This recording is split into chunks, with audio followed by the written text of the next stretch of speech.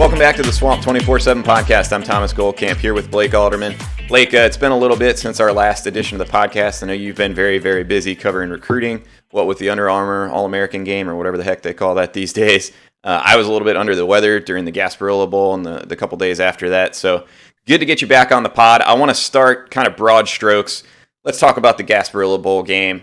Obviously, Blake, we kind of knew going into that one that Florida was potentially going to be lacking a little bit of motivation. You had a couple guys not playing in that game. Zach Carter opted out, obviously.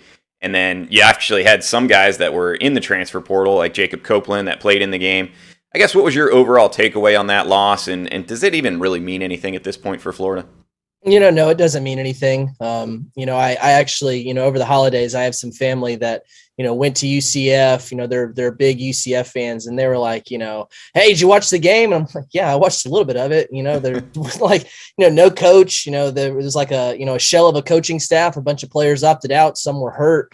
So they were, trying to like rag. And I was like, dude, I don't think any Florida fan really cares. So I think in the grand scheme of things, would you have liked to get a win? Sure.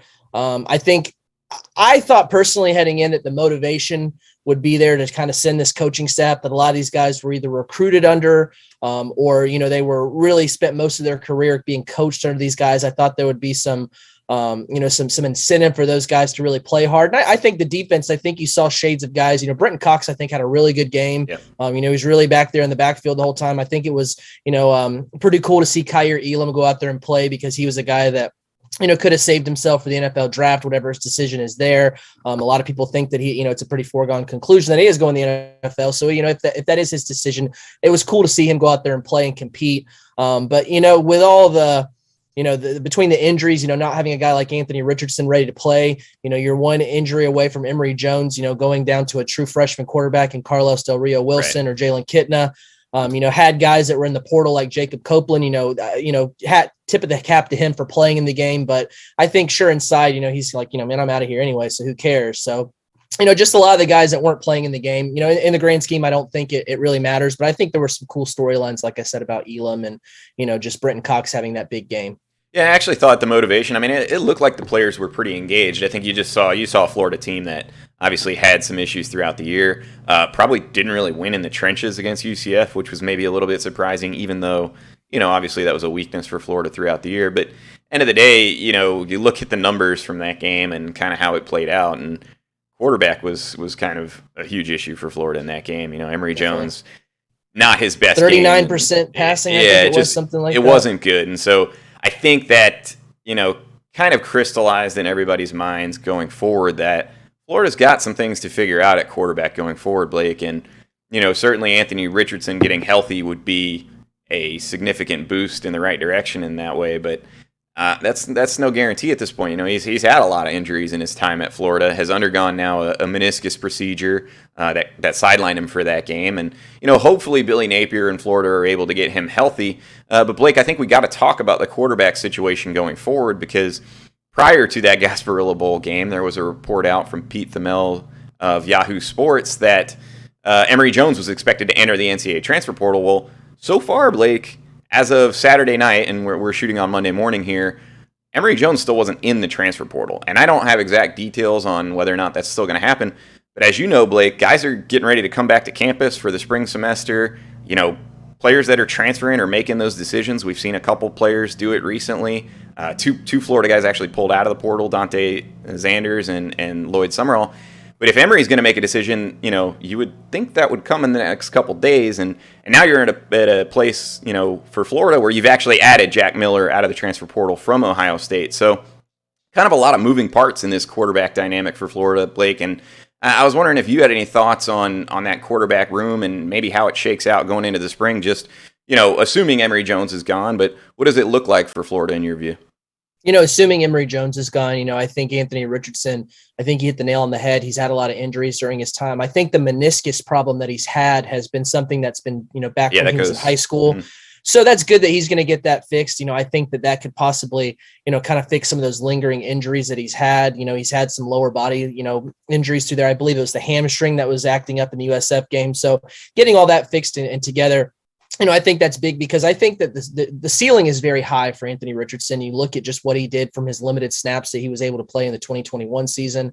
I think he has a really bright future. I know the former coaching staff was really high on him. If they were talking to, some people, there was a lot of comparisons to Dak Prescott, that type of presence he has there, the type of command he has with his arm, what he can do with his legs, all those types of things. And you can see the comparisons. But considering if Anthony Richardson is gone, those injuries, man, I mean, you don't know what's going to happen. Or excuse me, sorry. I don't want people freaking Gator Nation, take a deep breath, Gator Nation. That was on me. That's my fault. Considering if Emory Jones is gone, and that spot is cleared, the injuries that are there for Anthony Richardson, you're not really having very much, depth behind him. So I think that was really good for them to add a guy like Jack Miller. The ties that he had, to Napier, being from the state of Arizona. Napier obviously offered him when he was at Arizona State as an offensive coordinator out there. This is a guy that grew up going to Florida games. He idolizes Tim Tebow. Hasn't really had the reps, so to say, only at 14 that college level. I was about to say, I know it's not been very many passes at Ohio State, but it's just another arm in there. And, he's still an able passer. This was a guy that was still ranked very high. Obviously it doesn't have the production at the college level, but that's still a nice depth piece there because, you consider that Anthony Richardson is going to be the guy for you. It's just keeping you from having to throw in a true freshman or a redshirt freshman or someone that is even more inexperienced than guys like, Carlos Del Rio Wilson and Jalen Kitna, like I said. And who knows if those guys even fit what Napier wants to do with the offense. So now you've got a guy in Jack Miller that that fits what Napier wants to do. He's sort of hand selected his own type of guy that fits what he wants to do, and just kind of tailors things around there. So I think that going forward, leading up to the February National Signing Day, I think it probably would be smart for Florida to continue to evaluate some of these high school quarterbacks that are left unsigned. I know that I've had some stories up on the site and some message board posts of guys that have heard from Florida, guys that the staff has followed. So I'm interested to see how things play out going forward as far as, who's going to take an official visit. Are they going to bring any guys on an official visit from the high school level? Personally, I think they should. I haven't heard any that have been, set in stone, concrete, visiting on such and such date. But just looking at the depth right there, and wanting to kind of put Napier's fingerprint on that room, I think that it would be smart to add a guy from the high school ranks. Yeah, and we've talked about that, and you and I have gone back and forth and disagreed a little bit on that. I'm not sure they should take a second quarterback, but Blake, unfortunately, on a pretty tragic note, Robbie Roper was a guy that Florida was doing some scouting on. I don't believe they had offered him yet, but he passed away, if you're unaware. And so our condolences go out to the Roper family and everybody in Georgia there connected to him. But Blake, I did want to talk a little bit about some of the transfers because we've talked about spring semester is about to start now, and some of these guys are making decisions. Florida had 6 guys officially enter the NCAA transfer portal. 3 of them at this point have made their decisions and picked a new school. Chris Bogle has committed to Michigan State and looks pretty locked in there. He officially visited Kentucky. Jacob Copeland is committed to Maryland. I would expect him to be fully gone at this point. And then the final guy of the 3 that have made a decision is offensive tackle Gerald Mincey, who's committed to Tennessee. And initially, Tennessee, it sounded like wasn't quite sure if they were going to take him. It does sound like he's going to be part of their group now. So those 3 have officially made decisions, as I referenced a little bit earlier in the podcast today. Defensive ends Dante Zanders and Lloyd Summerall have both returned, or I guess I shouldn't say returned definitively, but they pulled their names out of the NCAA transfer portal. So it looks like they're at least going to go through spring ball, see kind of what the new staff has to offer, see where they fit in. Maybe if a new staff can give them a fresh opportunity, they end up sticking around for the fall. And then the final transfer that has entered, the final guy that has entered the transfer portal is linebacker Mahmoud Diabate. He's a guy that I've heard may well consider a return to Florida.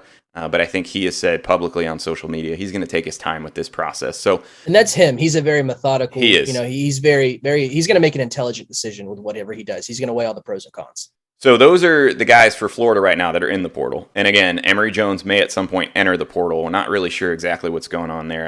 I'm digging behind the scenes to try to get more info from guys that are plugged in at Florida that would know. But Blake, you've heard about a couple guys in the NCAA transfer portal that Florida has had contact with or maybe interested in. I know there's a very high-quality receiver out of UTEP that Florida's interested in. A couple Louisiana guys have gone in the portal in the last day or two. Can you clue us in on some of those guys? Yeah, the UTEP guy you're talking about is Jacob Cohen. He's actually set to make his decision on Monday. Florida is one of those finalists on, in the mix for him.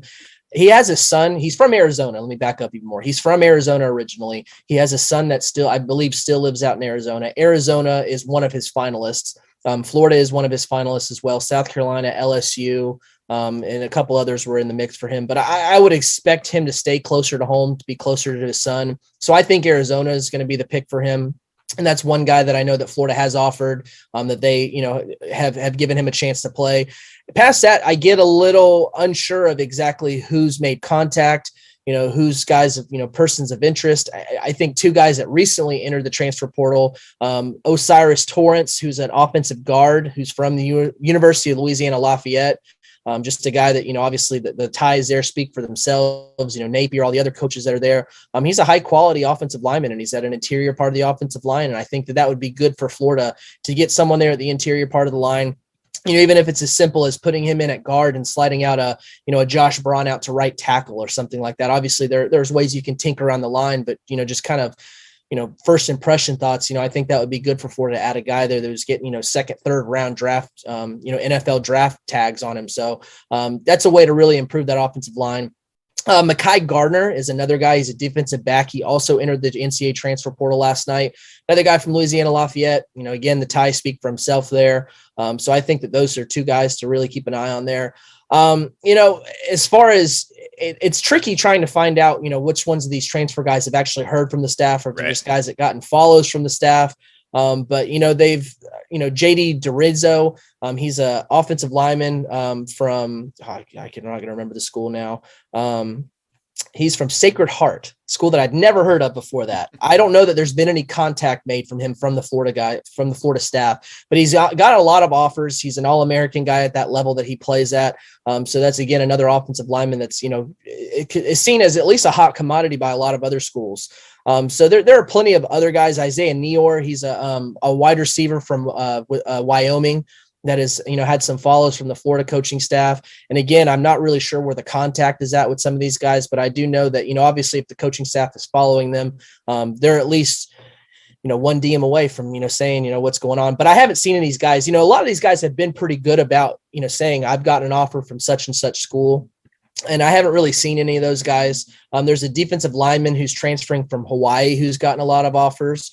The name escapes me right off the top of my head at this point, but he's gotten some big time offers and he's gotten some follows from the Florida coaching staff. So there's a small handful of guys from the transfer portal that Florida has at least, followed on Twitter. They're still evaluating. We'll see if any offers come to the table from there. None that I have seen as far as right now. But they're kind of, like you said, they're cutting it close with how soon the spring semester is going to be starting. Well, I think some of that too is Florida's going to be selective on these guys. And when you have, guys removing themselves from the transfer portal like Xanders and Summerall, that does add numbers to your scholarship amount that you have on the roster. And so Florida does have a relatively limited number of spots still. So I'd expect Florida to be pretty patient in pursuing these. I think it also, if you don't take a lot of transfers now, yes, to some degree you lose the ability to evaluate those guys in spring and have them learn the playbook.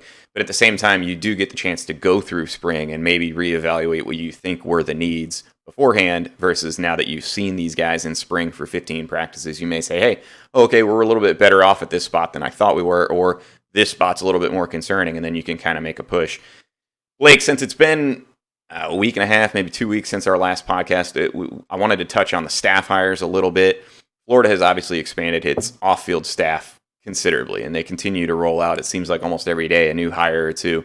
But as far as the on-field assistant coaches, I believe since our last podcast, there's only been one hire, and that would be William Peagler coming over from Michigan State. He coached running backs there, was highly successful as a recruiter there in his 2 years, and he has some previous ties to Billy Napier. He's coming to coach the tight ends at Florida, so Florida now has the tight end coaching position filled. At this point, Blake, Florida still needs to hire 4 people, and there are 4 names that everybody has circled right now that are in the NFL. And I'll just go ahead and run through those names. We've talked about some of them on the podcast before, but Rob Sale, who's an offensive line coach with the New York Giants, spent the first 3 years with Napier at Louisiana before taking that job. Giants staff looks like it's on the verge of being dumped. I think there's a very, very, very strong possibility that Rob Sale joins the Florida staff. Again, nothing official until these NFL seasons end and Florida kind of can sealed the deal, so to speak. But some of the other assistants, Blake, we've talked about Chris Rumpf is a guy that has been at Florida in the past, worked with Jim McElwain, has a lot of ties to Billy Napier at both Alabama and Clemson. He's a guy that right now is in the NFL as well, coaching for the Chicago Bears, if I'm not mistaken. And so he should be pretty, I believe the Bears are eliminated from the playoffs. The Vikings, I believe, as well, with Carl Scott, a guy that could come in and coach a couple different positions on defense, but we would expect to see him potentially in the secondary and then shift Patrick Toney around. And then the final guy, Blake, is Eric Henderson. And I forget the exact ties with Henderson. I believe he was at UTSA with Patrick Toney back in 2016, and that's the connection to the staff. But those 4 hires, The Athletic reported, are all guys that Florida is considering, kind of waiting for NFL seasons to end so that they can get to the final stages of finalizing deals and that kind of thing. I don't think it's out of the realm of possibility that a hire comes from outside of those 4 names. I'm not sure that they're all locked in stone, but those are the 4 staff hires, Blake, that we should, I think, be anticipating really in the next couple, I would say next week or two, because the NFL regular season ends next week for these coaches that, their seasons are done. At that point, they can make a move. And I think the reason some of it's not done is some of these guys may entertain offers from other programs as well. And there's contract numbers and such too. So all of that. So, but those are the guys to keep an eye on. I think at this point, those are going to be the names to watch first and foremost. Blake, I know that you've been out at Under Armour for the last week covering, the practices leading up to that game, a couple Florida targets and commits in those games. Let's take a quick break, and when we get back on the other side, I'd like to talk to you about these All-American games, where Florida stands with a couple of these prospects, and then I'd like to get just a general overview of this January recruiting period where Florida's going to be hosting a lot of official visits and what Florida needs to do to kind of put a nice bow on this 2022 recruiting class. Right after this break. Welcome back to the Swamp 24/7 podcast. I'm Thomas Goldkamp here with Blake Alderman. Blake, I wanted to touch on recruiting a little bit. You've been out at Under Armour over at the Disney facilities there in Orlando. Can you fill us in on what we need to know about Florida recruiting and what guys we're looking at, what you saw out of maybe some of the players that competed there? It's kind of weird. This was my 10th year covering the Under Armour practices. And this was probably the most scarce as far as UF targets, commits, all that, the 9 yards there. Only really like 4 guys, I think, that were really even somewhat on Florida's radar. Obviously, the 5-star safety signee, Kamari Wilson, was, the headliner for Florida there.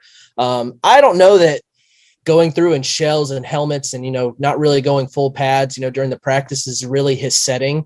I think he's more of a, in the box type of safety. And I think I was talking to 24/7 Sports Andrew Ivins about him when he was out there, and we kind of compared him to a Marcus May, Matt Elam type of guy, in the sense that extremely physical, can cover. If everything is in front of him, perfect. If it gets behind him, which it can, I think that's where you start to see some of the struggles. And obviously those things can be changed with coaching. And, he's going to have, Patrick Toney and, Corey Raymond in the secondary to really kind of tune things up for him. So, he's in high school, so there's still plenty of years that you can, get that coaching for him. And he's going to come in as a young player. But he had some snaps where guys would get behind him and he couldn't quite run with them. But I think that his bread and butter is being an in the box type of safety guy, really being physical, really hitting the, people. And I think that's what, if you watch his tape and what you've seen him do at IMG Academy, that's what he was coached up to do. And I think that's what he's going to be recruited to do at Florida. But I think one of the most promising things was that this is a guy who's going to play safety. Like I said, he's limited in certain things. He's more of an in-the-box safety, in my opinion. But you saw this guy. I don't think anyone in the entire, between both teams, took more reps in the practices than Kamari did. You saw him jumping in a lot of reps, really kind of talking a lot of trash, which is fun because I always think that the Under Armour practices are kind of like the Pro Bowl, where you have these guys that come in and it's like, man, this is a sweet vacation. I'm going to come out here and chill. I'm going to do that. And that wasn't really what Kamari was out there doing. He was out there talking trash and telling all the wide receivers, man, y'all are trash. Y'all are trash. And it's great because a lot of those practices are kind of boring. You're sitting up there and everyone's just kind of going through the motions, and you have some guys that get hurt during the week and some guys that maybe had come out to, get some Under Armour gear and kind of chill all week. But, that really wasn't what Kamari was out there to do. And even as far as going out and taking some reps at corner, which really isn't his position, he saw him jump in at corner. It's just a guy that you can tell he loves football and he loves to compete. And that's what you like to see from a lot of these guys, because you see a lot of these recruits that, yes, they're great players. Yes, they have great careers and go on to the NFL. But some of these guys, whenever you're watching them as they're being recruited, you're like, man, these guys really love football, or they like being recruited. And I think that when you see Kamari doing all the reps and all the trash talk, he just looked comfortable out on the practice field, taking all the reps that he did. So, I think that he's a guy that really loves football. And, it was exciting to watch him out there, talking some trash to guys, hanging out with a lot of the guys. He's really big on recruiting, and I had an interview with him where he said he wants to be U.S. best recruiter for this cycle. He'll be an early enrollee, so it'll be good for the guys in January that show up on visits for official visits or whatever they if they come in on unofficial. He's going to be in their ear, and he's going to be there as an early enrollee to really kind of show them around and talk up Florida. The guy that he was probably talking to the most, two guys that he was probably talking to the most out there at Under Armour practices was 4-star safety Jacoby Matthews from Louisiana. He'll be taking his official visit to Florida the weekend of January 14th.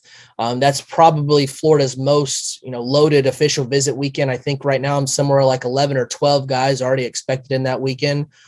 So that'll be a big weekend for Florida, and that'll be a chance for Florida to get him on campus for the first time, spend time with the new coaching staff. Obviously him being from Louisiana, and a lot of these coaches, a lot of these guys coming from Louisiana Lafayette, and Corey Raymond comes from LSU, and he's actually an former LSU commit. So, he knows Corey Raymond. So there's a lot of ties there. And Thomas, you're from Louisiana. People from Louisiana connect with other people from Louisiana. Yeah, so that really was a big deal to him to have those guys and those connections there. Alabama, I think he said LSU would be another official visit that he would take. I know so far he's only taken Texas and Texas A&M official visits in the fall and the summer. So he's still got some other visits left to take, but Florida's the only one that he has set right now. A 5-star linebacker, Harold Perkins, actually made his decision on Sunday at the Under Armour game and picked Texas A&M, which really shocked nobody because that was the team that he was leaning to for most of his recruitment. But I think one of the interesting things where Florida comes in the mix here is that he said he did not sign. He did not sign during the early signing period. He was not announced by Texas A&M. He's going to sign in February, and he's going to continue to take official visits in January. And then as far as I know from talking to him at last talk during Under Armour, no dates have been set, but he mentioned Miami, mentioned maybe LSU, but I don't think that that's one that I would really see happening because he said he hasn't talked to Brian Kelly. So I would think that Miami, USC, and Florida are the official visits he takes if he does go through with those. He's been talking to, a lot of guys from Florida, Billy Napier, Patrick Toney, Jamar Chaney, who handles a lot of the linebackers and defensive guys from the off-field role. So, they're really putting the full court press on him, really trying to make him feel wanted and really trying to get him on campus for the first time. Omari Arbour, I think, is one guy worth mentioning.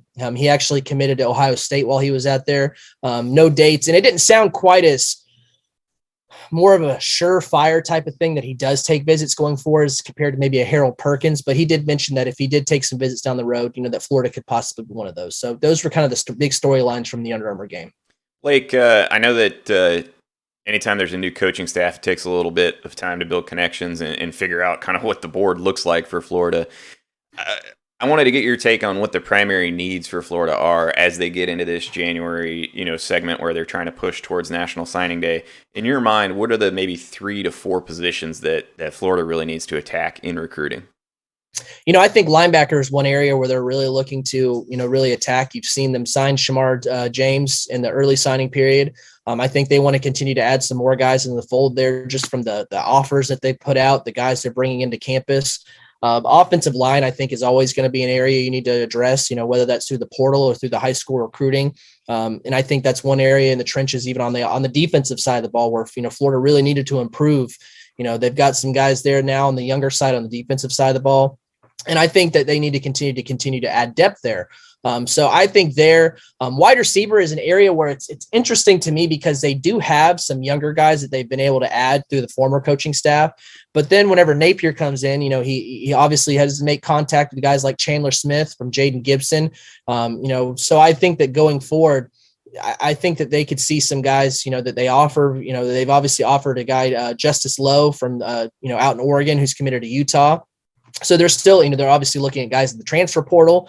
So I think the wide receiver position is one where it's maybe not as big of a need as, an offensive line, a defensive line. or at linebacker, but I think it's more of a need for this class specifically, just because the bodies that are there are on the slim side. And running back, running back is another position. They've got some guys, Trevante Citizen, who will be out at the Army game this week, or I guess they call it the All-American Bowl now, but that'll always be the Army game for me. I'm going to call it the Army game. So forgive me, guys. It's going to be the Army game.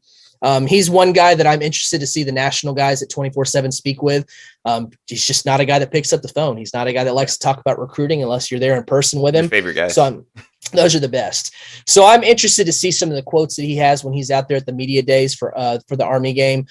Trevor Etienne, brother of Travis Etienne, who's out at the Jacksonville Jaguars. He'll make his decision on January 8th. I really like Florida's chances there.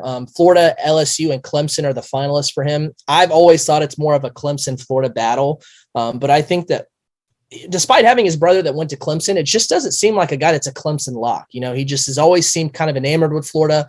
Again, Louisiana guy, having those Louisiana ties to the coaching staff at Florida. I think I like Florida heading into that decision right there. I really want to kind of see what, some of the, have some guys pick his brain while he's out there at the Army game for the media day stuff. He's going to take an official visit too on that January 14th weekend.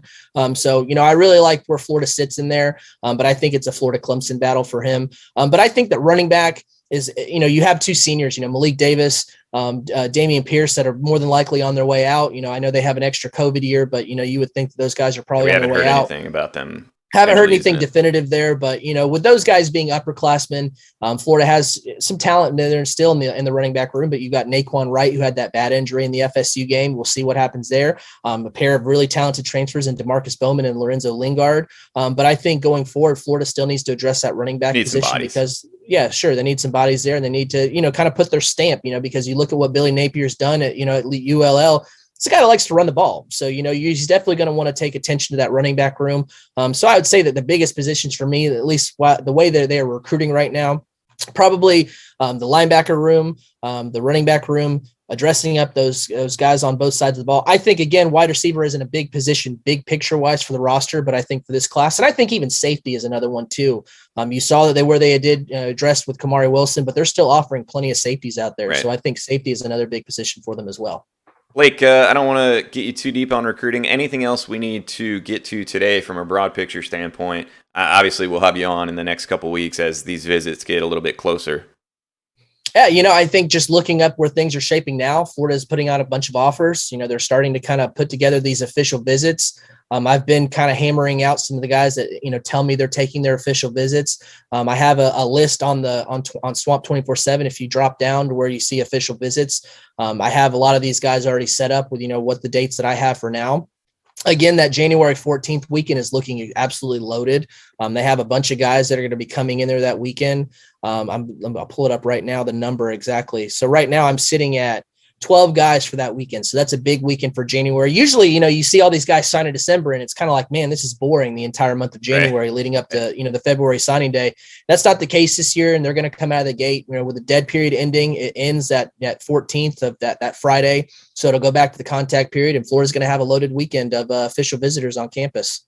Awesome, Blake. All right. Well, we'll get you back on in the next week or two to discuss that a little further. But for now, guys, I think the areas to focus on are the transfer portal. Obviously, the spring semester is going to be starting up for most programs here pretty soon. So guys that are looking to get somewhere for spring ball, either whether that's leaving Florida to go to a new school like a Mahmoud Diabate potentially, or, guys deciding, hey, I haven't really found anything yet, I'm going to come back. Or Florida adds a couple. Blake talked about the two guys from Louisiana. Jacob Cohen is going to announce today. So a lot of things to look forward to as far as the transfer portal. And then I think really after this weekend, we start to see some more movement on the staff hires front. So stay tuned to swamp247.com, guys. I'll have you covered on all the staff hires. Blake and I will have you covered on any transfers. And then obviously Blake just does an absolutely tremendous job with recruiting, has kept you posted all the way through. And frankly, he that's what he does for our VIP subscribers. So a lot of that hits the subscribers well before you hear about it on the podcast. So if you really want to follow Florida football closely, be sure to check us out on swamp247.com. That'll do it for us today, guys. We appreciate you tuning in.